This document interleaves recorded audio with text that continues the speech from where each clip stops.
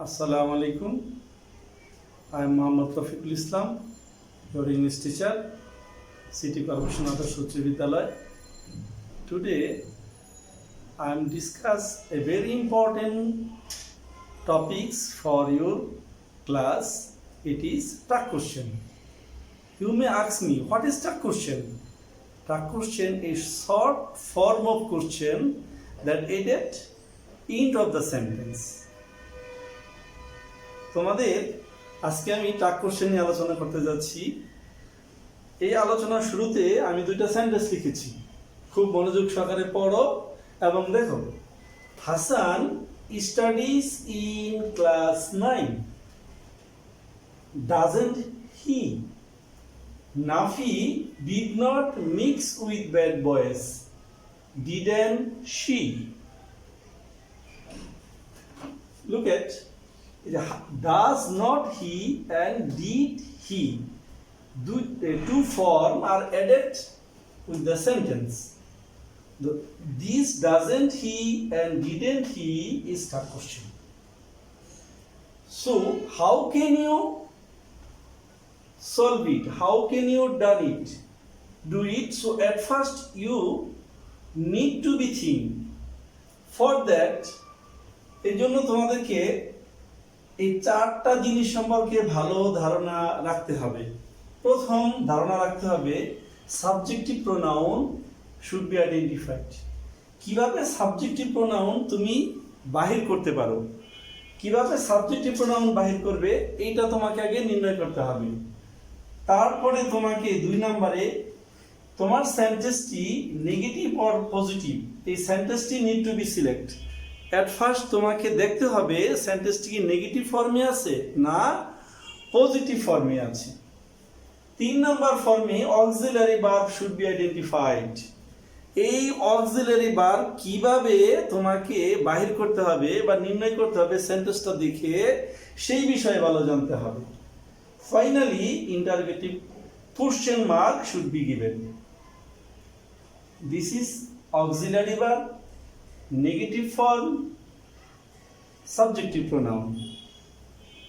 হ্যাঁ, দ্বিতীয় সেন্টেন্সে দেখো এখানে নেগেটিভ হয় নাই, শুধু ডি অক্সিলারি ভার্ব এবং হি আসছে। তো এই সেন্টেন্সে নট আসলো, এই সেন্টেন্সে কেন নট আসলো না? The sentence is positive form, there is no sign of negative form. এই সেন্টেন্সে কোনো নেগেটিভ কথাটা নাই। কিন্তু এই সেন্টেন্সে দেখো Nafi did not mix with the bad boys.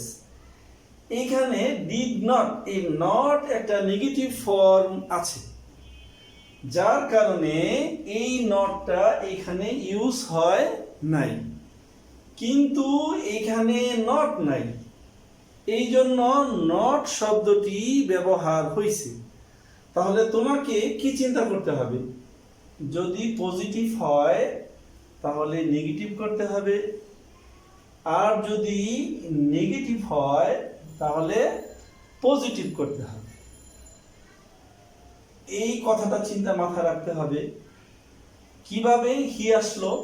দেখো, হাসান, হাসান একজন পুরুষ, তার প্রোনাউন হইছে হি। নাফি, সেও একজন পুরুষ, তার প্রোনাউন হইছে হি। এই কোশ্চেনে আবার দেখো অক্সিলারি ভার্ব ডাজ আসছে, এইখানে অক্সিলারি ভার্ব ডিড আসছে। কোশ্চেন হইল ডাজ কেন? দেখো এইখানে একটা হেল্পিং ভার্ব আছে, অক্সিলারি ভার্ব আছে। ভার্ব কিভাবে আছে? এই ভার্বের সাথে ইএস যুক্ত আছে। যদি ভার্বের সাথে ইএস যুক্ত থাকে বা এস যুক্ত থাকে, তখন আমরা সেটাকে ধরে নিব ডাজ। এবং এইখানে দেখো ডিড অলরেডি অক্সিলারি ভার্ব আছে, তার সাথে মেইন ভার্ব আছে মিক্স। তো মেইন ভার্বের কখনো এখানে বসে না, অক্সিলারি ভার্বটা বসে। এই ডিড অক্সিলারি ভার্বটা বসছে। তাহলে আমাকে কিন্তু অক্সিলারি ভার্বটাও আইডেন্টিফাই করতে হবে। তাহলে আমাকে ফাইনালি 3টা জিনিস জানতে হবে এবং একটা জিনিস, একটা চিহ্ন, ইন্টারোগেশন মার্কটা অবশ্যই সেন্টেন্সের শেষে দিতে হবে। যদি আমি না দেই সেন্টেন্সটি হবে না। সুতরাং আজকে আমি তোমাদের সাবজেক্টিভ প্রোনাউন কিভাবে বাহির করে এই বিষয়ে আলোচনা করব। তোমরা খাতা কলম নিয়ে সবাই প্রস্তুত হও।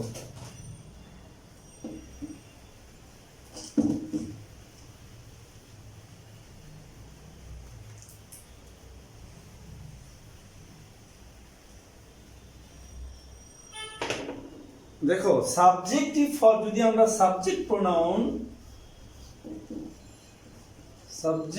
প্রোনাউন বাহির করতে চাই, তাহলে আমাদের কি চিন্তা করতে হবে? প্রথমত নাম, যেই কোনো নাম আমরা ব্যবহার করব। লিখলাম রহমান। রহমান একজন পুরুষ ছিল, এই জন্য আমরা তার জন্য বসাবো কি?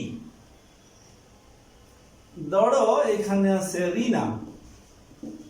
রিনা একজন মেয়ে, তার জন্য হবে শি।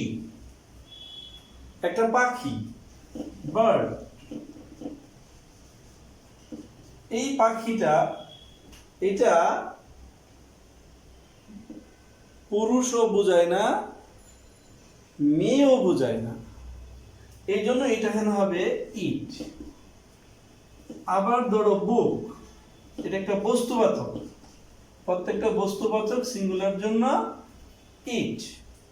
এখন প্রশ্ন হইল, যদি এইগুলি বহুবচন হয়, প্লুরাল ফর্ম হয়, তুমি তার সাবজেক্টিভ ফর্ম কিভাবে বাহির করবে? ধরো আমরা এখানে আলোচনা করি, যদি রহমান এন্ড রিনা হয়, তাহলে আমরা বলবো দে। আবার ধরো বার্ডস,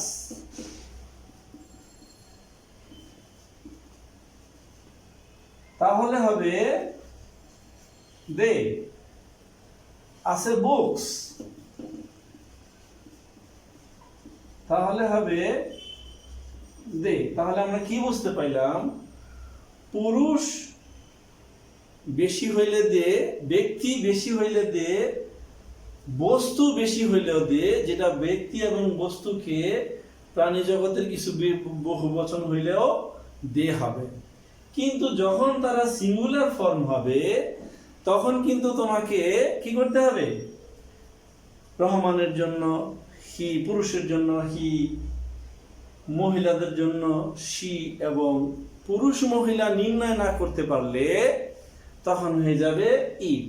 ধরো তুমি লিখলে বেবি, এখন বেবিটা ছেলে না মেয়ে এটা কিন্তু নির্ণয় করা যায় না, তো তুমি এখানে তোমার ব্যবহার করতে হবে ইট। কারণ বেবিটা যে পুরুষ সেটা আমি সঠিকভাবে বলতে পারতেছি না, এবং মহিলা সেটাও বলতে পারতেছি না, এই জন্য সেটা কি হয়ে যাবে? বেবিটা হয়ে যাবে ইট। আমরা একে ইতরবাচক প্রাণীও বলে থাকি। সো সিঙ্গুলার ফর্মে ভেরিয়েশন আছে, শি, হি, ইট, তিনটার যে কোনো একটা হতে পারে। কিন্তু যখন প্লুরাল ফর্ম হয়ে যাবে, টোটাল তিনটার জন্যই দে হবে। সেখানে কিন্তু তোমাকে আর ভুল করলে চলবে না। তো আমরা এখন নাম নিয়ে শিখলাম, চলো আমরা এখন প্রোনাউনের কিছু আছে, প্রোনাউন নিয়ে শিখি। প্রোনাউনের ভিতরে ফার্স্ট পারসন আছে। দেখো, আমরা ফার্স্ট পারসন কি কি আছে? আই এবং we. I singular, we plural হয়। সেকেন্ড পারসনের জন্য তুমি লক্ষ্য করো, সেকেন্ড পারসনের জন্য আছে কি? শুধু ইউ। ইউ দ্বারা একজনকেও বোঝায় এবং দুইজনকেও বোঝাতে পারে। আবার ধরো থার্ড পারসনে যেটা আমরা আগে শিখলাম, থার্ড পারসনে কি আছে?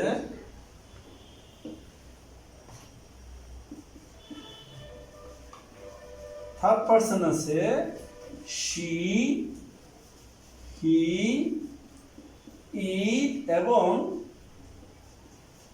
দে। তাহলে পার্সনের এইগুলি নিজেও থাকতে পারে অথবা কোনো নাম থাকতে পারে। তোমাকে আগে সাবজেক্টটা নির্ণয় করতেই হবে। সাবজেক্ট নির্ণয় না করিতে পারিলে সঠিকভাবে আমরা বুঝতে পারবো না। আমরা কিছু উদাহরণ দিয়ে বুঝাচ্ছি। ধরো লেখা আছে ট্রিজ,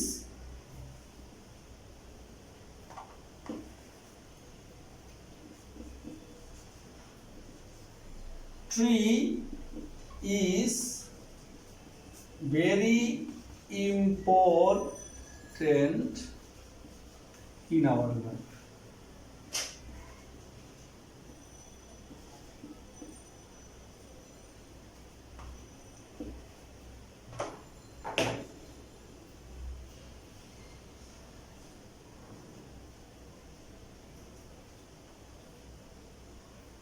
তো এখানে কি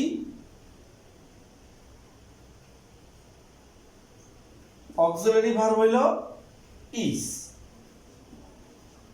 বাক্যটা পজিটিভ ফর্ম, লিখলাম আমরা নট। তো এইখানে আছে ট্রি, ট্রি কিন্তু সিঙ্গুলার বোঝায়, একটাকে বোঝায়। তো আমরা এখানে লিখে দিব ইট। যেটা আমরা শিখলাম, বস্তু যদি একজন হয় তাহলে বসে ইট। তো একজন হলে বসবে কি ইট।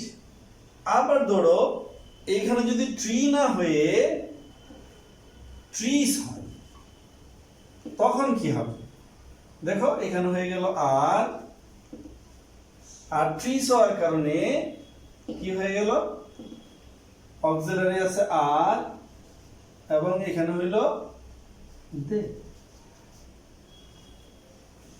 তাহলে কি বুঝতে পারলাম আমরা? পারসন অফ সাবজেক্ট ভেরিয়েশন করবে, এখানে প্রোনাউন কি হবে। এখন আমরা যদি ব্যক্তির কথা, যেই ব্যক্তি হোক না কেন, আমরা কিন্তু নির্ণয় করতে পারবো। ধরো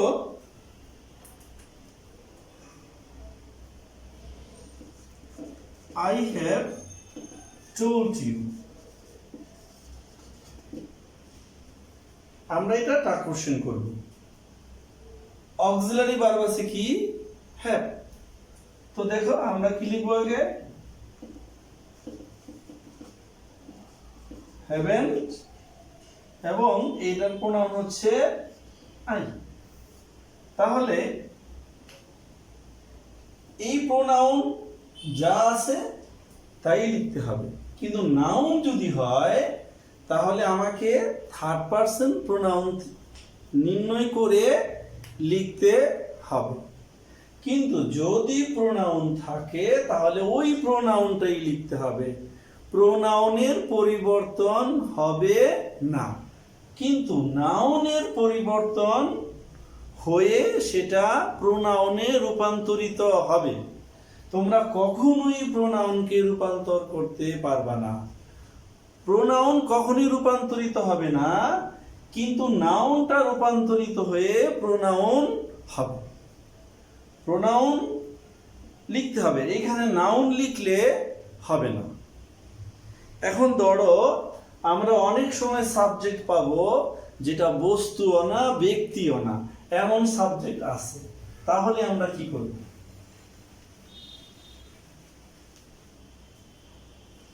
আছে reading book, reading book is my hobby. এইখানে দেখো অক্সিলারি ভার্ব আছে ইজ, বাক্যটা হাবোধক করতে হবে, নট বসাতে হবে। এবং রিডিং বুক এটা কি? এটা কোনো ব্যক্তিকে বোঝায় না যে আমি হি ব্যবহার করব। এটা কোনো মহিলাকেও বোঝায় না যে আমি সি ব্যবহার করব। তাহলে আমাকে যদি পুরুষ মহিলা নির্ণয় না করতে পারি তাহলে আমি ধরে নেব সেটা হচ্ছে বস্তুবাচক। এখানে ব্যবহার করতে হবে ইট, এটা ফিক্সড। যা তুমি যখন সাবজেক্টকে তুমি নির্ণয় করতে যাইবা তাহলে তোমাকে দুইটা কোশ্চেন করতে হবে, এটা কি পুরুষ না এটা মহিলা। যদি পুরুষ মহিলা না বোঝায় you are easily can take in the it. কিন্তু যদি এটা প্লুরাল ফর্ম হয় তখন তোমাকে লিখতে হবে দে। আরো কিছু সাবজেক্ট আছে যেগুলি ইমপার্সোনাল। ইমপার্সোনাল সাবজেক্ট সম্পর্কেও তোমাকে ধারণা রাখতে হবে। ইমপার্সোনাল সাবজেক্টগুলো কি কি আছে? everybody আছে, nobody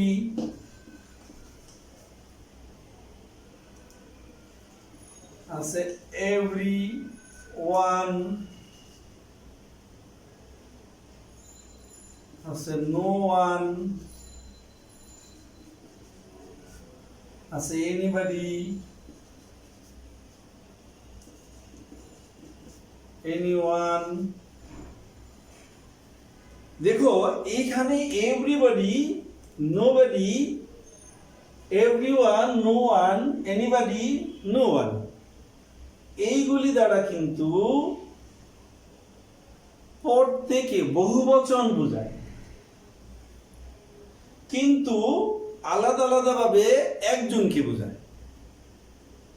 এই জন্য ভার্বটা কিন্তু সবসময় সিঙ্গুলার হয়, ভার্বটা সবসময় সিঙ্গুলার হয়। ধরো এভরিবডি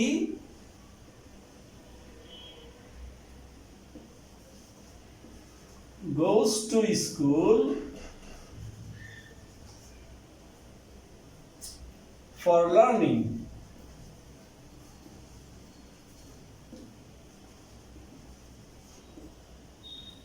এখানে এভরিবডি বহুবচন প্রকাশ করে কিন্তু ভার্বটা সিঙ্গুলার ফর্ম প্রকাশ করে।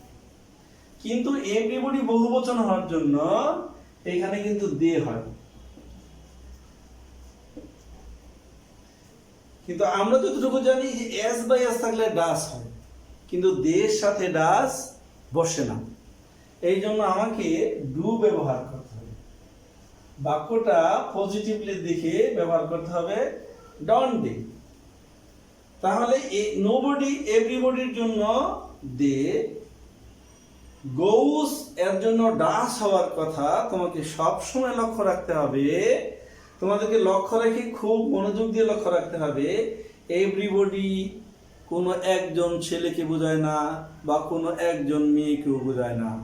এই জন্য আমি এখানে হি অথবা সি ব্যবহার করতে পারতেছি না, আমাকে দে ব্যবহার করতে হবে। কিন্তু দের সাথে নিয়ম অনুসারে ডাস হওয়ার কথা, এখানে ডাস হচ্ছে না, ব্যবহার হচ্ছে ডু। দে হওয়ার জন্য ডু হইছে, আর দে হইছে কেন? এভরিবডির জন্য। নোবডি যদি আমরা আসি তাহলে নোবডি নোস,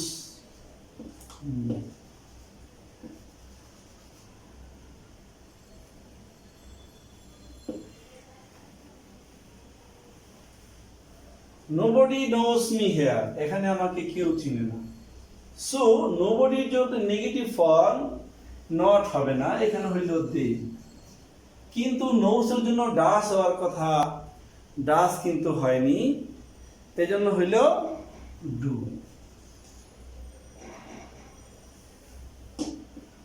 তো এইভাবে সবার জন্য এভরিওয়ানের জন্য দে হবে, নো ওয়ানের জন্য দে হবে, নোবডির জন্য দে হবে, এনিওয়ানের জন্য দেই হবে। এটা তোমাকে প্রোনাউনটা দে মনে রাখতে হবে। কিন্তু যদি এইগুলি বস্তুবাচক কথা হয়,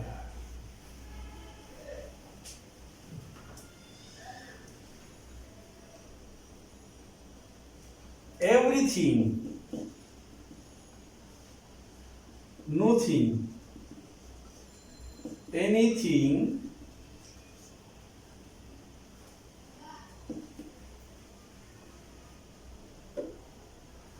something,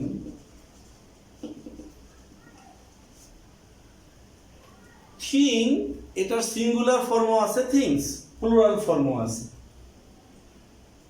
কিন্তু এই জন্য এটা ভার্বটা আমরা বলতে পারি everything is okay.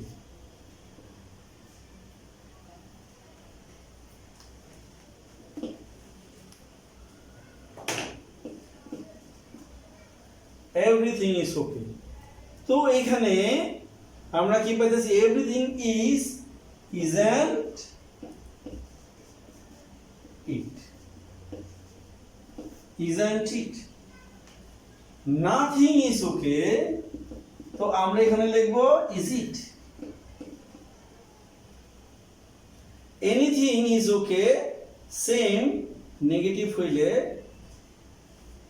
is it, positive হইলে isn't it। তো এর জন্য আমরা কিন্তু সবার জন্য প্রোনাউন ব্যবহার করতে পারতেছি ইট। কিন্তু যদি সেটা যখন সেটা আমরা পার্সনে গেলাম তখন কিন্তু আমাকে ব্যবহার করতে হচ্ছে দে। কিন্তু বাট আমরা যখন সেটা অবজেক্টিভে গেলাম, কোনো অবজেক্টকে নির্ণয় করলাম, বস্তুবাচক জিনিসকে নির্ণয় করলাম, তখন হয়ে গেল ইট। এটা মনে রাখতে হবে তোমাদেরকে। আরেকটি প্রোনাউন সম্পর্কে তোমাদের মনে রাখতে হবে, সেটা হচ্ছে দেয়ার।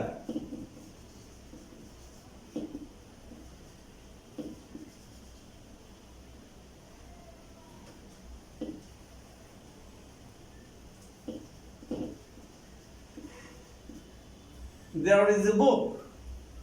There একটি প্রোনাউন। তো এই দেয়ারটা প্রোনাউনটা দেয়ারই হবে, isn't there। যদি বাক্যটা নেগেটিভ হয়, there is nothing।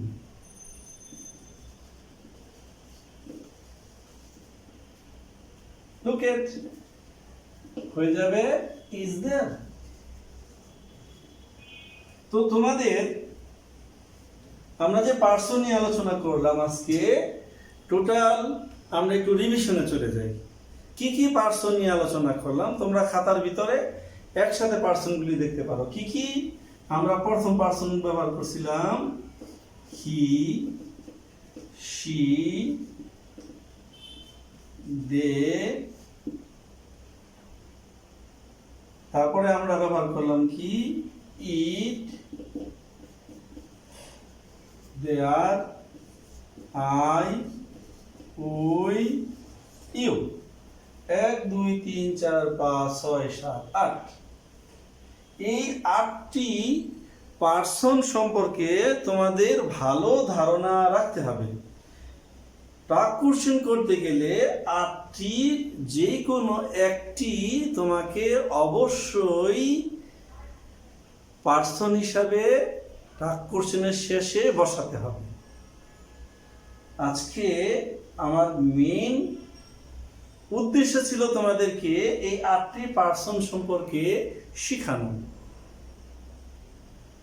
আজকে তোমরা আগামী ক্লাসে আমি তোমাদেরকে